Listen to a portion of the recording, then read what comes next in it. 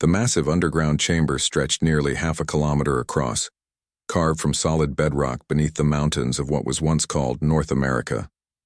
5,000 humans sat in perfect stillness, their breathing synchronized, their minds quiet. This was the silent worship, a tradition maintained for 3 centuries since the Great Conflict. Tom shifted slightly on his stone seat, careful not to make a sound. At 22, this was his 100th time participating in the ceremony. His mentor, Jack, sat beside him, eyes closed, back straight despite his 70 years. The old man had never explained why they continued this practice, only that it was the most important duty humans could perform. The silence keeps us safe, Jack always said. Remember that. The chamber was lit only by soft blue lights embedded in the walls, casting long shadows across the gathered people. No one spoke. No one moved. The only sound was the gentle hum of the air circulation system keeping the vast space breathable. 2 kilometers above them, the surface of Earth appeared, mostly abandoned.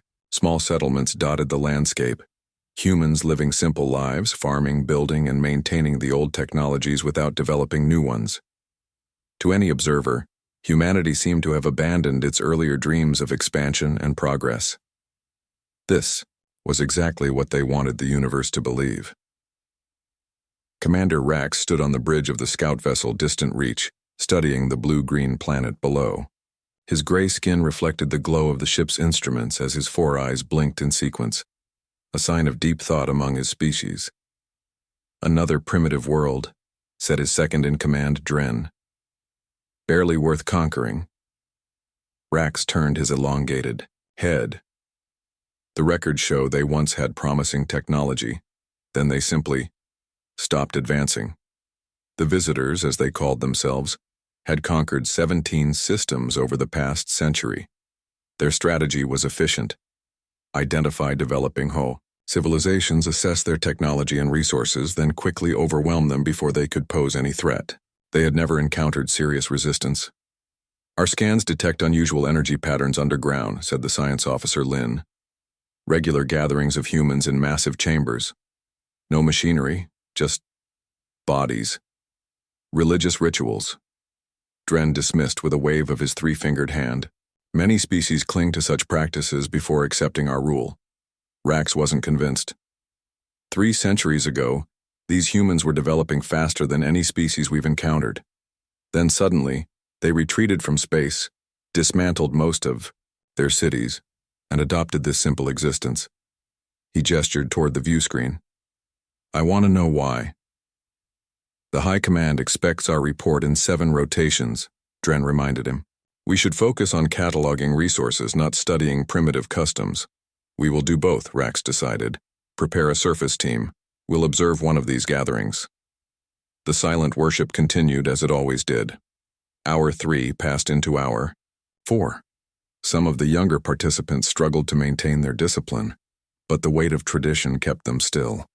In the center of the chamber, a simple stone pedestal stood empty, the focal point toward which everyone faced. Jack had once told Tom that the earliest ceremonies had included a physical object on that pedestal, but no one alive knew what it had been. The purpose of silent worship was remembrance of something that must never be forgotten, yet the specific memory had been intentionally lost to time. This paradox had always fascinated Tom. A slight vibration passed through the stone floor. Tom's eyes flickered open momentarily. Such disturbances were rare but not unheard of, usually minor seismic activity in the mountain range above. He closed his eyes again and resumed his controlled breathing. What Tom couldn't see was the small probe that had penetrated the chamber's ceiling, hovering silently near the high rock dome. Inside the probe, cameras and sensors recorded everything: body, temperatures, heart rates, brain activity of the participants, and the strange energy readings that had drawn the aliens' attention. Fascinating, Lynn whispered as she studied the data streaming back to their hidden ship. 5,000 humans. Perfectly synchronized biometric readings. This is not random, this is training. Rax leaned forward. Training for what? Unknown. But look at these energy patterns. She pointed to a pulsing display. "They're generating a field that extends well beyond the chamber. It's subtle, but it's there." Dren snorted. "You're seeing meaning in meaningless ritual. These humans are no threat. Our invasion will be as simple as the others." "No." Rax's voice was firm. "Something's not right. I want a closer look." He stood from his command. "Sure, I'll lead the infiltration team myself." 6 hours later, as darkness fell across the mountains, 3 visitors in environment suits made their way through a secondary entrance to the underground complex. Their adaptive camouflage rendered them nearly invisible against the rough stone walls. "Remember," Rax subvocalized through their secure communication system. "Observation only. We don't engage." They moved silently through the tunnels, following the map their probes had constructed. The alien technology allowed them to bypass the simple security systems the humans had installed. Eventually, they reached a narrow observation balcony overlooking the main chamber.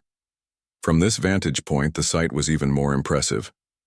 Row upon row of motionless humans, creating perfect concentric circles around the empty pedestal. The silence was absolute.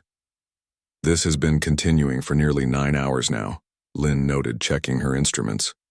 "No breaks, no movement." "Their discipline is remarkable," Rax admitted. "Perhaps there's more to these humans than—" His words cut off as Dren stumbled, sending a small shower of loose stones clattering down into the chamber below. The sound, though minor, echoed dramatically in the perfect silence. 5,000 heads remained still, but something changed. Rax felt it before his instruments detected it, a shift in the atmosphere, a tightening of attention. The humans didn't look up, didn't speak, but somehow they all knew they were being watched. "We should leave," Lynn whispered, her voice betraying rare anxiety. "Something's happening to the energy field." On her scanner, the gentle pulse they had been monitoring was changing, becoming erratic. Below, an elderly human, Jack, opened his eyes slowly, looking directly toward their hiding spot despite the camouflage technology. "We've been compromised," Rax decided. "Retreat to the surface." As the aliens withdrew, Tom also opened his eyes, feeling a strange sensation he'd never experienced before. Around the chamber, dozens of others were doing the same, their perfect synchronization broken for the first time in memory. Jack's weathered hand found Tom's arm, gripping it with surprising strength. "It has begun," the old man whispered, breaking the silence of the ceremony. "They have come just as the ancients predicted." "Who's come?" Tom asked, his voice sounding strange after hours of silence. "The catalyst." Jack's eyes shone with an emotion Tom couldn't identify. Fear. Excitement. "For 300 years we've maintained the lock. Now they've turned the key." Across the chamber, a young woman named Kate, wearing the insignia of the Earth Defense Corps, was already on her feet, speaking urgently into a communication device. Others were standing too, some looking confused, others with expressions of grim determination. On the empty pedestal at the center, a faint blue glow had appeared, growing stronger by the second. "What's happening?" Tom asked, feeling an odd pressure building behind his eyes. Jack stood, pulling Tom up with him. "The silent worship was never just a ceremony, boy. It was a containment protocol." He looked around at the growing chaos as more people broke formation. "And now it's failing." Above them, racing back to their ship, the 3 aliens didn't yet realize what they had done.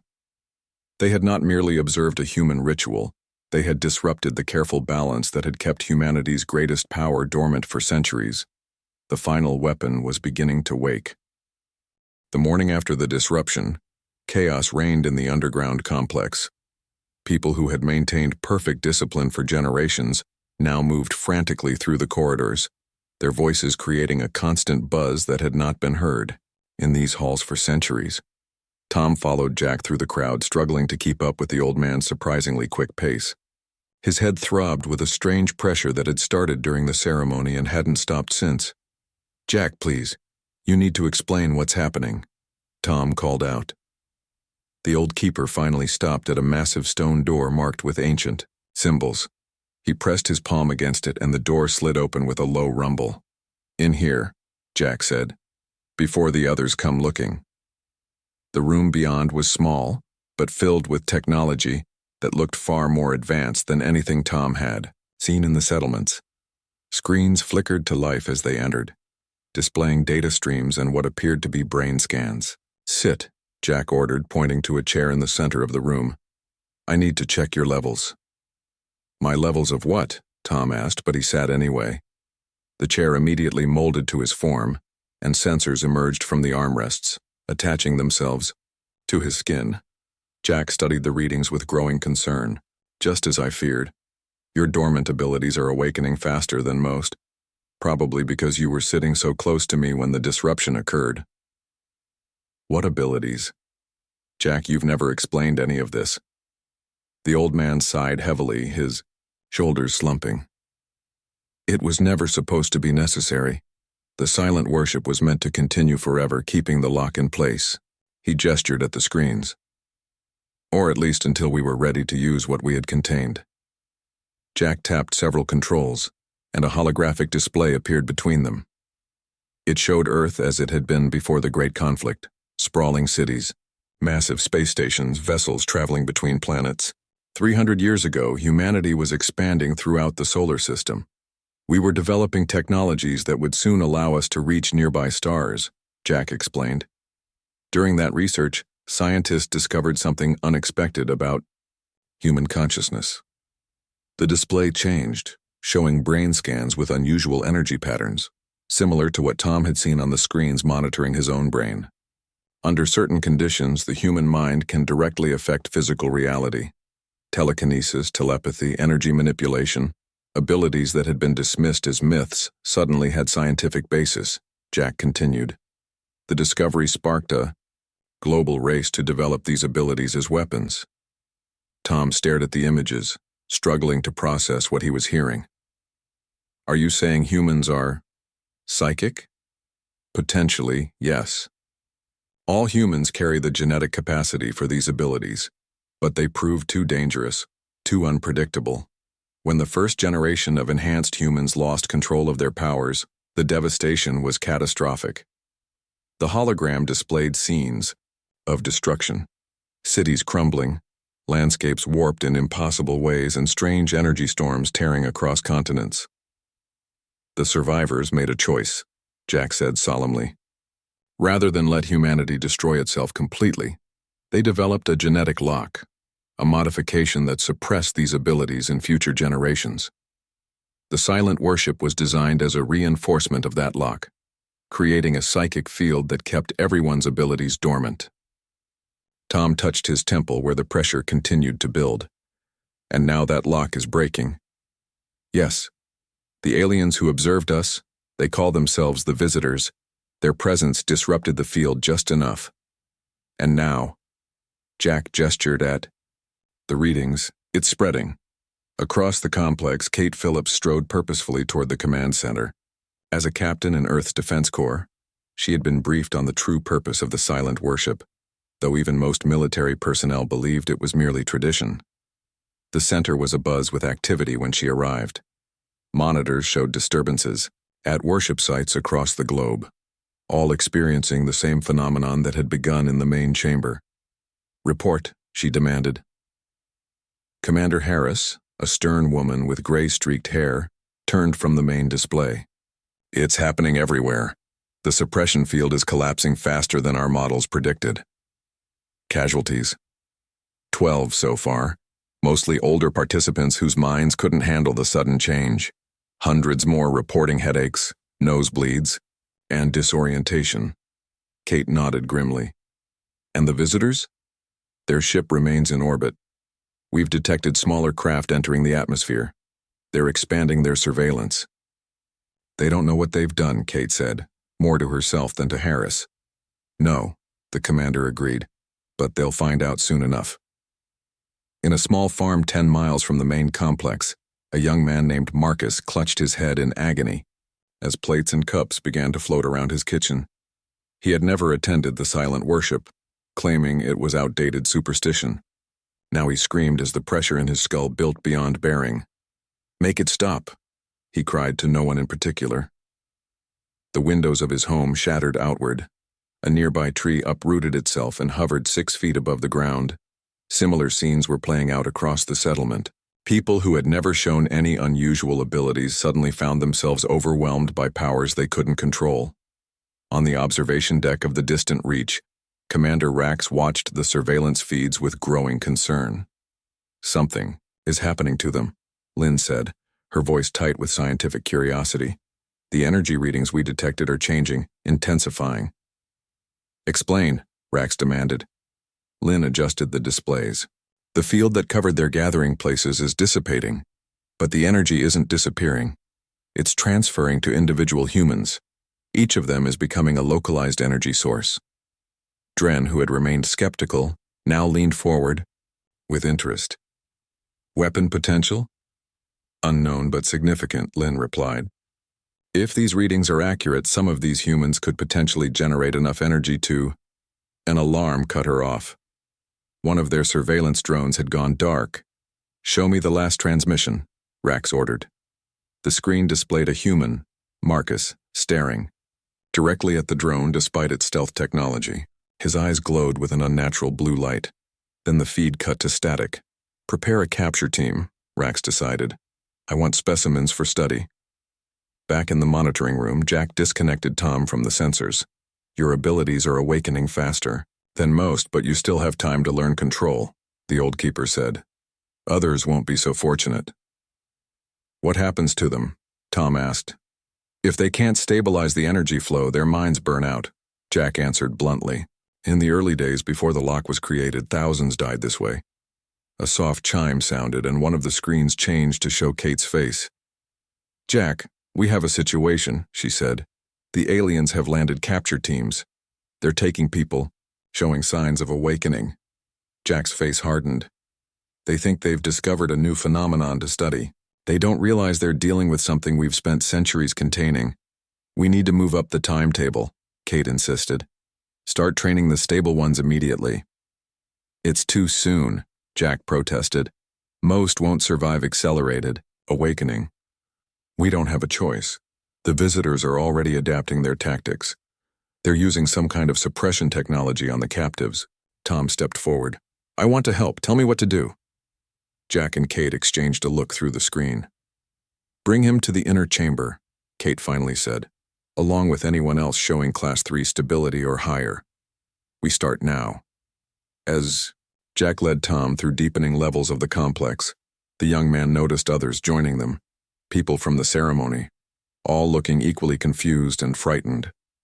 "Where are we going?" Tom asked. "To the true heart of the silent worship," Jack replied.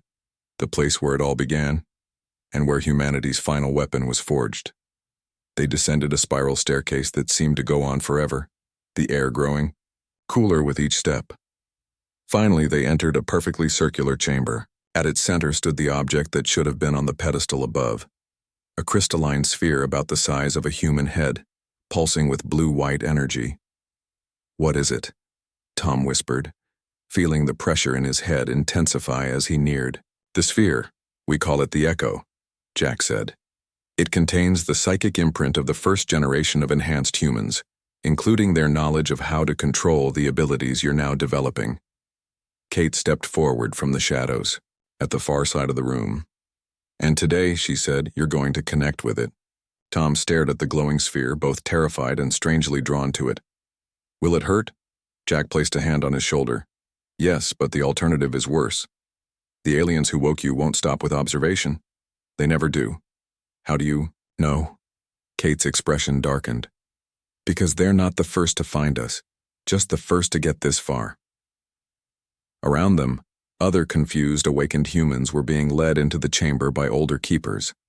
The blue light from the Echo reflected in their eyes as the next phase of humanity's long-dormant plan began to unfold. Dawn broke over the settlement as 3 alien ships descended silently from the clouds. Their sleek, dark hulls absorbed light rather than reflected it, making them appear as moving shadows against the early morning sky. Inside the lead vessel, Commander Rax reviewed the capture priorities one final time. "Target individuals showing the strongest energy signatures," he instructed the strike teams. "Use the suppression nets. They disrupt the strange field these humans are generating. And remember, we need them alive. 20 visitor soldiers checked their equipment. Unlike the observation team, these warriors wore full combat armor, their normally gray skin completely covered by suits that could withstand extreme conditions. Each carried a specialized weapon designed to incapacitate, rather than kill. The High Command is particularly interested in this development, Rax continued. These humans may possess an ability we've never encountered before. Understanding it could be critical to our expansion. Lynn, who had joined the capture team as scientific advisor, studied her scanner. The energy signatures are constantly shifting. Some are growing stronger by the hour. Then we move immediately, Rax decided, before they learn to use whatever power they're developing. The ship split up, each heading toward a different cluster of energy signatures. In the underground inner chamber, Tom's hands shook as he faced the glowing echo. 20 other awakened humans formed a circle around the crystalline sphere, all looking equally terrified and confused. Kate stood at a control panel making final adjustments. The process is simple in theory, she explained. The echo contains the combined knowledge of the first awakened. When you connect with it, you'll receive guidance on how to control your abilities. In theory? Someone asked nervously. Jack stepped forward. There are risks. The echo contains raw experiences, memories of both the wonders and horrors of the Great Conflict. Some minds reject the connection. And what happens then? Tom asked. The old keeper's face grew solemn. Psychic burnout, brain death in severe cases. A murmur of fear passed through the group. We wouldn't ask this of you if there were any alternative, Kate said firmly. But the aliens have already captured 7 awakened humans. We've tracked their ships taking people from the smaller settlements. They're hunting us. Jack nodded. And anyone they take will be studied, dissected, their abilities weaponized against the rest of humanity. Tom swallowed hard, but stepped closer, to the echo. I'll go first. Kate gave him a measuring look, then nodded. Place your hands on the sphere. Try to clear your mind. Don't resist what comes. The moment Tom's fingers touched the crystalline surface, his world exploded into countless fragments of memory and sensation. He was no longer in the chamber. He was everywhere, experiencing everything at once. A woman lifting an entire building with her mind to save trapped children. A man connecting telepathically with thousands, creating a network of shared consciousness. The horror of the First Psychic War, as minds tore into each other across continents. The agony of overextension, blood vessels rupturing as abilities pushed beyond safe limits. The careful research into genetic locks. The desperate plan to save humanity from itself. Tom screamed, but no sound came out. His physical body stood frozen, hands locked to the echo's surface as knowledge 3 centuries old poured into his mind. After what seemed like eternity, but was actually less than a minute, he collapsed to the floor, blood trickling from his nose. Tom! Jack rushed to his side, checking his pulse. Tom's eyes fluttered open, the irises now flecked with the same blue light that emanated from the echo. I understand now, he whispered. Before he could explain further, an alarm blared. Throughout the complex, Kate pressed a hand to her communication device. Report, visitor ships, came the urgent reply. 3 of them approaching from different directions. They're targeting the outlying residences first. They're hunting for awakened humans, Kate realized. Security teams to defensive positions. Get the untrained awakened to the lower levels. Tom struggled to his feet. I can help, he said, his voice stronger than before. I know how now. Kate looked skeptical. You've barely begun to understand your abilities. I don't have them all yet, but I understand the fundamentals, Tom insisted. The echo showed me. We can't just hide. We need to actively defend our people. Jack studied, his former apprentice with pride and concern. What did you see, Tom? Everything. The history, the techniques, the warnings. Tom's eyes glowed brighter. And I saw what happens if the visitors get what they want. In the small farming community, on the outskirts of the main settlement, Marcus hid in his cellar as the alien ship hovered directly over his home. His headache had subsided, replaced by a strange clarity. Objects no longer floated randomly around him. Now they moved according to his will. When the cellar door burst open, he was ready. Two visitor soldiers in full combat gear descended the stairs, scanning devices leading them directly to him. Human detected, one reported through its communication system. Strong energy signature. Marcus stepped out of the shadows. Looking for me? The soldiers raised their weapons, strange devices that looked like nets made of pulsing energy. Marcus raised his hand. The weapons flew upward, smashing into the ceiling. The soldiers charged, but Marcus felt the power surging through him. With a thought, he lifted both aliens off the ground. They struggled in midair, their armor suddenly seeming heavy and constricting. "You shouldn't have come here," Marcus said, surprised by the coldness in his own voice. He tightened his mental grip. The armor began to buckle inward. Before he could finish the deadly squeeze, a voice cut through his concentration. "Stop!" Tom stood at the top of the cellar stairs, Jack and two security officers behind him. "Don't kill them," Tom said, descending slowly. "We need information." Marcus hesitated, then lowered the aliens to the ground, still holding them immobile. "They were going to take me." "I know. They've taken others already." Tom approached one of the soldiers and placed his hand on its helmet. He closed his eyes, concentrating. Images flowed into his mind. The ship above. Other capture teams spread across the region, racks giving orders, the high command demanding specimens. And deeper, something more disturbing. Memories of other worlds, conquered, other species subjugated or eliminated. Tom pulled his hand away, gasping. They've done this 17 times before. Invaded developing worlds, taken what they wanted, eliminated any resistance. He looked at Jack. They were planning the same for Earth even before they discovered the awakenings. Jack nodded grimly. Then we've awakened just in time. A loud crash shook the farmhouse above them. Kate's voice came through their communication devices. "Visitor. Reinforcements incoming. Fall back to the complex." Marcus looked panicked. "There are more people in the surrounding farms. They'll be captured." "We need to coordinate," Tom said firmly. "I can help organize a defense, but not if we're scattered and picked off one by one." Jack put his hand on Marcus's shoulder. "Trust him. What he experienced with the Echo, it's given him insights the rest of us don't have yet." After a moment's hesitation, Marcus nodded. He released his mental hold on the two soldiers who collapsed unconscious to the floor. "What about them?" he asked. "Leave them," Tom replied. "They'll report what they saw. It might make the others hesitate before attacking again." As they rushed back toward the main complex, more ships appeared in the sky above. The hunt was intensifying. On the bridge of the distant reach, Commander Rax received the reports with growing concern. 4 capture teams lost contact, Lynn summarized.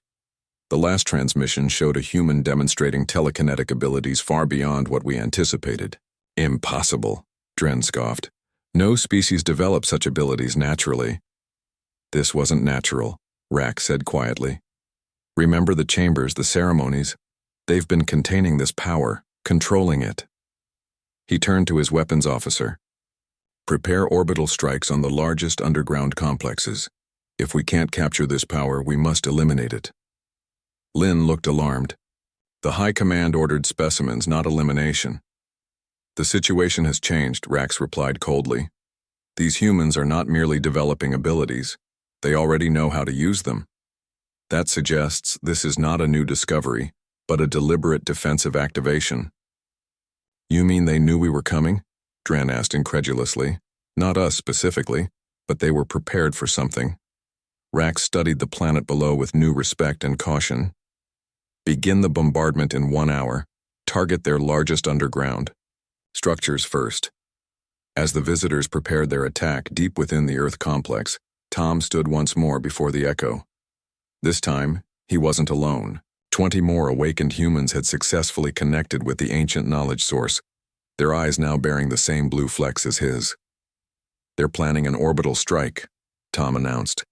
the information coming to him through a new awareness that extended beyond normal senses. "We don't have much time." Kate looked grim. "Our conventional defenses can't stop their ships." "No," Tom agreed. "But we can." He turned to the circle of newly awakened humans. "It's time to form the first link in 300 years. Jack's eyes widened. "The link? Are you certain? That's the most dangerous technique. It's what led to the catastrophes of the Great Conflict." "It's also our only hope," Tom replied. "Together, our minds united, we might generate enough power to create a shield." Around the chamber, the awakened looked at each other with mixture of fear and determination. None of them had sought this power, this responsibility. But now, as humanity's final weapon began to truly awaken, they had no choice but to master it, or perish in the attempt. The inner chamber hummed with energy as Tom arranged the awakened humans in a precise formation around the echo. 24 individuals stood in concentric circles, their faces tense with concentration. At the center, Tom placed his hands on the crystalline sphere, which now pulsed with light and rhythm with his heartbeat. "The link isn't just combining our abilities," he explained, his voice steady despite the pressure building inside his skull. "It's creating a unified consciousness, a collective mind greater than the sum of its parts." Kate watched from the edge of the room, arms crossed over her chest. As a military officer, she understood conventional warfare, but this was beyond her experience. "How dangerous is this really, Jack?" she whispered to the old keeper beside her. Jack's weathered face was grim. "The first awakened created the link to defend Earth during the Great Conflict. It worked, but the power it generated warped reality itself. Some of the participants were lost completely, their minds burned away by the energy they channeled." "And you're letting Tom attempt this?" she hissed. "Not letting, trusting," Jack corrected. "The knowledge he gained from the echo is more complete than anything I could teach him. He understands the risks better than I do now." In the center of the formation, Tom closed his eyes. "Everyone, clear your minds. Focus on my voice. The link begins with surrender.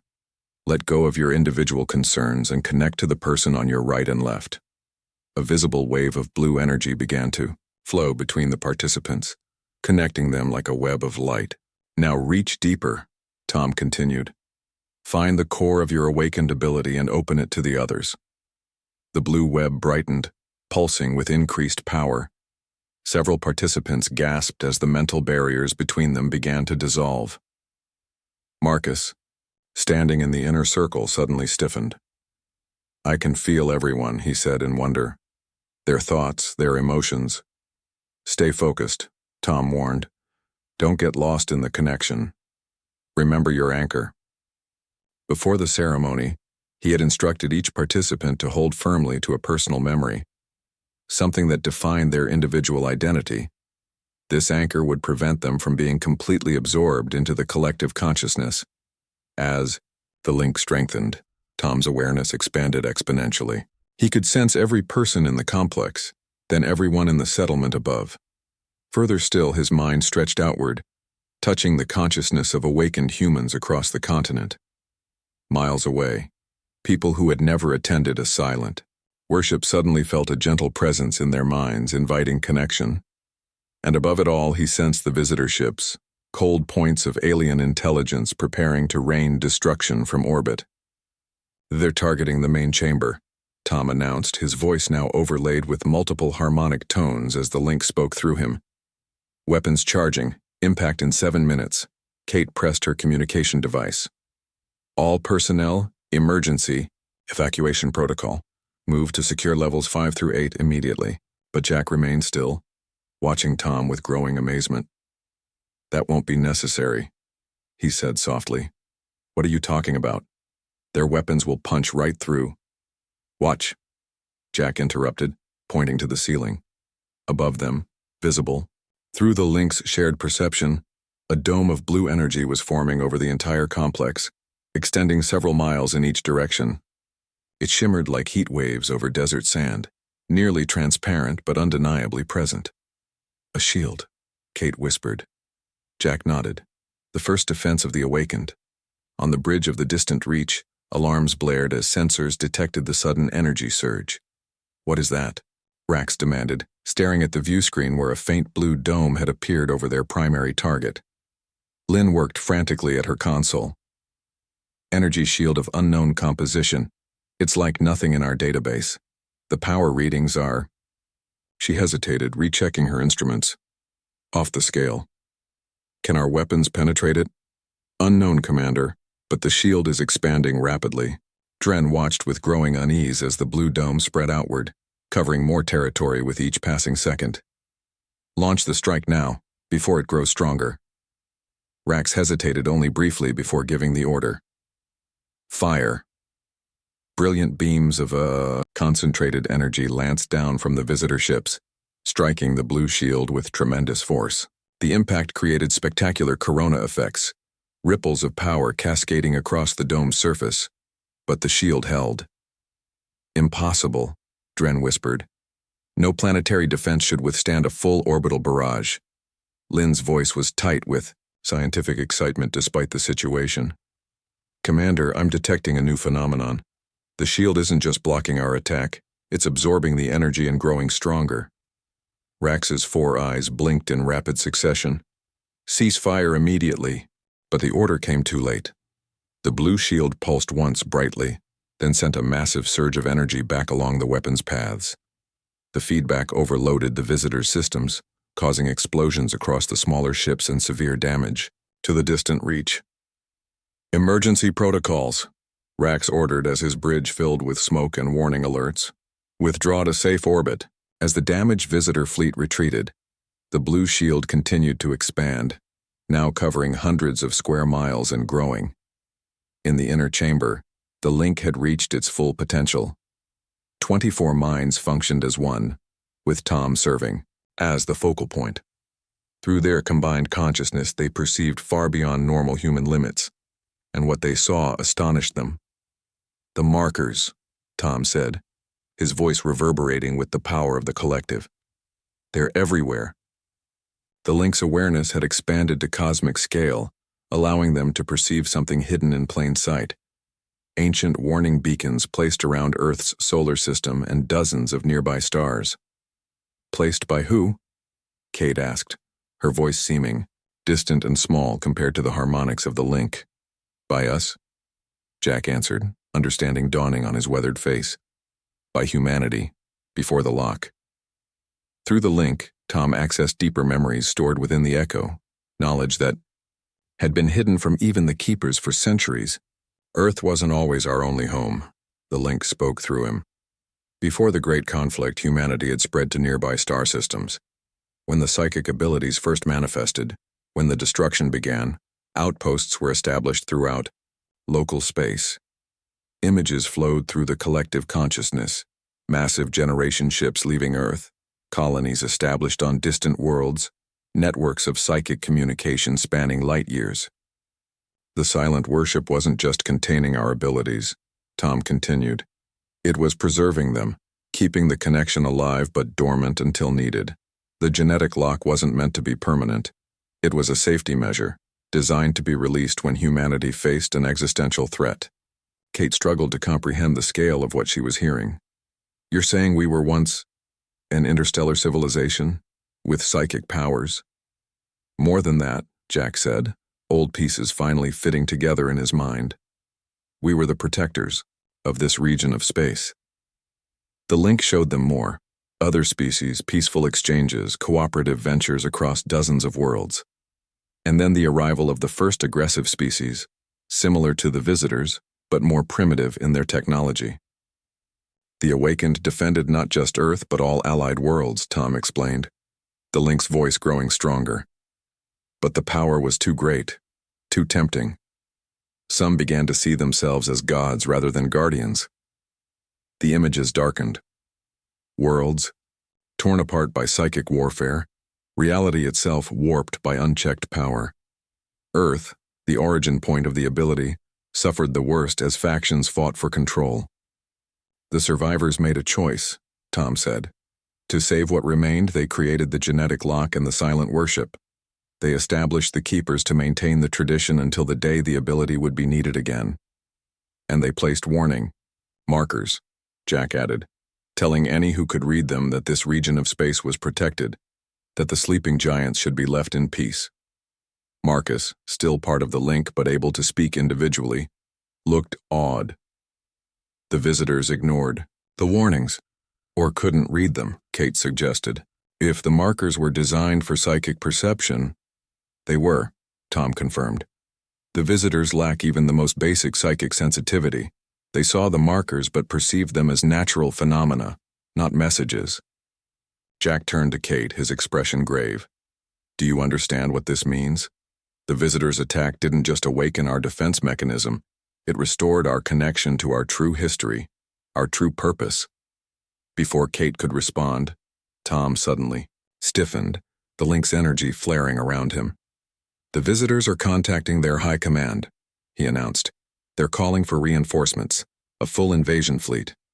Alarm spread through the room, but Jack stepped forward, placing a weathered hand on Tom's shoulder. There's more in the echo, isn't there? He asked quietly. More knowledge, more power. Tom nodded slowly, the blue light in his eyes intensifying. The full awakening protocol. It would break the remaining genetic locks worldwide, triggering awakening in every human with the capacity. The casualties would be catastrophic, Kate protested. You said yourself many minds can't handle sudden awakening. True, Jack acknowledged. But what choice do we have?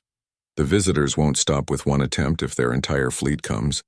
Tom's expression became distant as the link processed possibilities, calculating outcomes with the combined intelligence of 24 enhanced minds. There is another way, he said finally. A controlled global awakening, guided by those of us already connected. Is that possible? Kate asked. Difficult, but yes, Tom replied. The first awakened designed fail-safes for exactly this scenario, but it will require sacrifice. He turned to Jack, his expression somber. Someone must serve as the conduit for the initial pulse, channeling enough energy to reach every human simultaneously. Understanding dawned on Jack's face, and no one could survive being that conduit. Tom nodded slowly. The echo contains the procedure. A single keeper must connect directly to its core, becoming a living amplifier for the awakening signal. I'll do it, Jack said without hesitation. It's what I've prepared for my entire life, though I never knew it until now. Kate started to protest, but Jack silenced her with a raised hand. My time is nearly done anyway, and this is the purpose of all our generations of keeping the silence. He smiled sadly. To speak again, when the time was right. As the link maintained the shield against potential further attacks, preparations began for humanity's full reawakening. The final weapon, not a device of destruction but the collective consciousness of an entire species, was about to be completely unleashed after 3 centuries of slumber. And high above Earth, the visitor fleet regrouped, still unaware that they had not merely disturbed a primitive religious ritual, but had triggered the return of the greatest power their kind had ever encountered. 3 days after the failed orbital strike, Earth appeared deceptively calm from space. The blue shield had contracted, now covering only the major underground complexes. To the approaching visitor reinforcements, it might have seemed that the initial threat was contained. They were gravely mistaken. In the deepest level of the main complex, preparations for the global awakening reached their final stage. The inner chamber had been transformed, with the echo now suspended above a circular platform where Jack stood alone. Concentric rings of awakened humans surrounded him, their minds linked in a vast supporting network. Tom stood at the innermost circle, the strain of maintaining the link evident on his face. 48 minds now connected through him, twice the original number as more humans successfully underwent the awakening process. The visitor fleet will reach Earth orbit in approximately 6 hours, he announced, the link's harmonic voice echoing through the chamber. 7 capital ships, 22 support vessels. Their weapons are significantly more powerful than the initial attack force. Kate studied the tactical display projected onto one wall of the chamber. Even with our conventional defenses and the shield, we can't stop a fleet that size. We don't need to stop them, Jack said calmly. We just need time for the protocol to complete. The old keeper looked different now, more vibrant despite his years, his eyes glowing with the same blue light that marked all the awakened. He had spent decades maintaining the silent worship, never fully understanding its purpose. Now, in his final hours, he had found perfect clarity. The echo is ready, he said. The amplification circuits are calibrated. Once activated, the pulse will reach every human on Earth simultaneously. Tom stepped forward, breaking formation briefly to stand before his mentor. Jack, there must be another way. The link is growing stronger. Maybe if we wait, gather more awakened.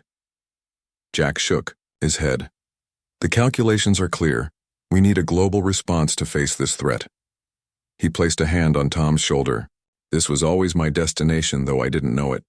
The keepers have prepared for generations, passing down the knowledge, maintaining the silent worship. Now we understand why. Tom embraced the old man, fighting back tears. I'll make sure it wasn't in vain. I know you will. Jack stepped away, moving to the center of the platform. Begin the sequence. Kate took her position at the control system. Despite not being awakened herself, her military training made her the ideal operator for the technical aspects of the protocol. Energy channeling systems online, bioconnectors active. The echo began to pulse more rapidly, its light synchronizing with Jack's heartbeat. Fine tendrils of blue energy extended from the sphere, connecting to specific points on Jack's body: forehead, throat, chest, palms. Neural interface established, Kate reported. Power levels rising. Jack closed his eyes, his face serene despite the enormous energies beginning to flow through him. I can feel them, he whispered. All of them. Every human mind on Earth. Final authorization required, Kate said, looking to Tom. There was a moment of hesitation, a final acknowledgement of what they were about to unleash. Then Tom nodded. Proceed. Kate pressed her palm against the activation plate. Global Awakening Protocol initiated. The echo flared with blinding light as Jack's body arched backward, becoming a living conduit for powers that had been dormant for centuries. Blue energy coursed through him, amplified 1,000-fold, then radiated outward in an expanding sphere that passed through walls, earth, and ocean, as if they were not there. Around the world, humans stopped in mid-motion as the wave touched them. In fields and factories, in homes and schools, 7 billion people simultaneously experienced the same momentary connection, a gentle but insistent awakening, calling forth abilities long suppressed by the genetic lock. Not all would develop full abilities. The Echo's designers had been wiser this time, creating safeguards that would limit awakening based on individual capacity. But everyone would feel the connection, the awareness that humanity was more than they had believed. In the chamber, Jack's physical form began to lose cohesion, turning translucent as the energies consumed him. Still he stood, channeling the power until the pulse had completed its global journey. It is done, he said, his voice no longer coming from his dissolving body, but resonating directly in the minds of everyone present. Then, with a final smile, Jack vanished entirely, his consciousness merging with the echo itself, becoming part of the collective knowledge that would guide the newly awakened. Tom felt the connection break, a sensation like a great weight lifted from his shoulders. The link remained, but Jack's presence within it was gone. Kate looked up from her console, tears streaking her face despite her military composure. Energy pulse complete, global distribution at 97% effectiveness. And Jack? Marcus asked softly. He's everywhere now, Tom answered, touching the echo gently. Part of all of us. There was no time for further mourning. The tactical display flashed with new warnings as the visitor fleet entered final approach. There, moving into attack formation, Kate reported. Weapons systems charging. They'll be in range in 19 minutes. Tom straightened, facing the gathered awakened. It's time to show them who we really are. Commander Rack stood on the bridge of the flagship Sovereign Will, a vessel 10 times the size of his damaged scout ship. Around him the military might, of the visitor empire prepared to subjugate yet another world. Scans confirm the defensive shield is limited to these regions, reported the tactical officer, highlighting several areas on the global display. Our combined firepower should overwhelm them quickly. Admiral Vex, the fleet commander, nodded in satisfaction. Begin the attack sequence.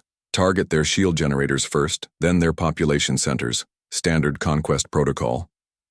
Rax hesitated. Admiral, I recommend caution. These humans have demonstrated abilities we don't fully understand.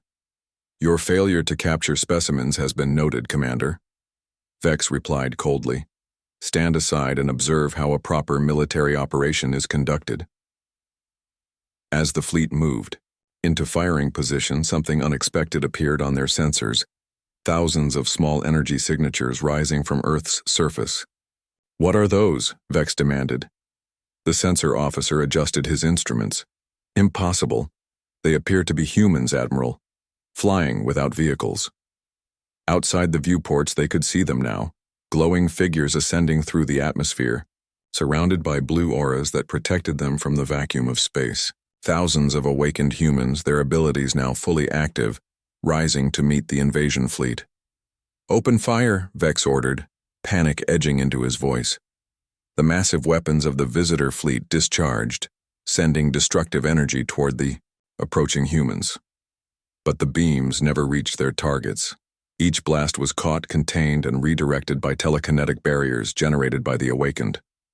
Among the defenders, Tom floated at the center of a formation that mirrored the Yao link structure below. His consciousness extended through the network of minds, coordinating their response with precision that would have been impossible for individuals acting alone. They rely on technology. His thoughts flowed through the link. We are the technology. The awakened responded as one, extending their combined telekinetic grip to the nearest visitor ships. Metal groaned as invisible forces compressed hull plating. Engines sputtered and died as their internal components were gently but firmly disassembled. On the flagship's bridge, systems failed in cascading sequence. Even the artificial gravity fluctuated, leaving the visitors floating helplessly. What is happening? Vex demanded, clinging to his command chair. Rax watched through the viewport as the awakened humans approached, their expressions not angry or vengeful, but determined. They're showing us the difference between conquest and defense, he said softly. This is why the markers were placed. What markers? What are you talking about? Vex snapped. Before Rax could answer, the bridge view screen activated on its own. Tom's face appeared, his eyes glowing with blue light. This ends now, he said, his voice somehow transmitting despite the ship's communications being offline. Your invasion fleet is disabled. You will not be harmed, but you will leave this system immediately. Vex snarled in defiance. The visitor empire does not retreat. This planet will be... His voice cut off as Tom raised a hand, not choking or harming the Admiral, simply preventing sound from leaving his mouth. You misunderstand, Tom continued calmly. This is not a negotiation. Through the link, we have accessed your navigation systems. Your ships are already being redirected home. Indeed, across the fleet, engines were reactivating, turning the massive vessels away from Earth. No amount of manual override from the crews had any effect. When you return, Tom said, you will deliver a message to your high command. This region of space is protected. It always has been. The markers you ignored were warnings, placed by humanity centuries ago when we first ventured among the stars. Tom's image seemed to grow, filling the screen. We are not a primitive species you can conquer. We are the guardians of this sector, and we have awakened. The screen went dark as the flagship, along with the entire visitor fleet, accelerated away from Earth at speeds their engines shouldn't have been capable of generating. 1 month later, Tom stood on a hillside overlooking the main settlement. Below, the world was transforming. New structures rose without construction equipment as awakened humans used telekinesis to place materials. Others used their abilities to heal the land, accelerate crop growth, or generate clean energy. Kate joined him, wearing her military uniform but with a new insignia. the echo symbol, signifying her role as liaison between conventional forces and the awakened. "The satellite network is complete," she reported. "We can now monitor the warning markers across 50 light-years." Tom nodded. "And the old outposts?" "We've received signals from 3 so far. It seems there were survivors, human colonies that maintained their own version of the silent worship all this time."